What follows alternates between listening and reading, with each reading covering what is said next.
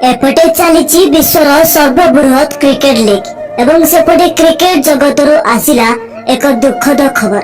33 वर्ष बयस दिग्गज क्रिकेटर देहांत। दर्शक बंधु, वर्तमान भारत में सबुठारु लोकप्रिय क्रिकेट लीग आईपीएल 2024 आयोजित होउछि। ए लीग रे विश्वर अनेक खेलाड़ी खेलुछथि एवं समग्र विश्व ए ऊपर नजर रखिछथि। ए समय एप्रिल 4 गुरुवार दिन क्रिकेट जगत एक स्टार क्रिकेटर देहांत खबर आसिया परे शोकर लहरी खेली जाइथिला। ए स्टार क्रिकेटर मात्र 33 वर्ष बयस विश्व को विदाय देथिले। जदियो ए क्रिकेटर आईपीएल सहित कौनसी भी संपर्क नथिला, किंतु दुनिया एते बड़ लीग मध्य क्रिकेट जगत पई एक दुखद खबर आसीछि। आईसीसी निजे मध्य पोस्ट करी ए सूचना दैछन्ते। खबर संपूर्ण सूचना कौन कि ए खेलाड़ी आसंतु सब किछि जानिबा, किंतु वीडियो को आरंभ करिबा आगर वीडियो को लाइक और चैनल को सब्सक्राइब करियो सहित कमेंट रे तांकर आत्मार शांति पई ओम शांति ओम लिखि दियंतु।